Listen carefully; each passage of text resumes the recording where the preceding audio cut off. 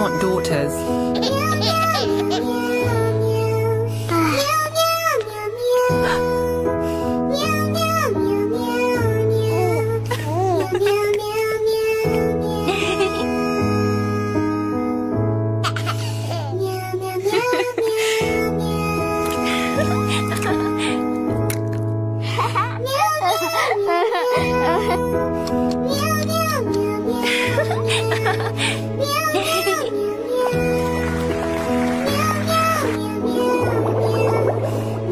My kids, I finally found you.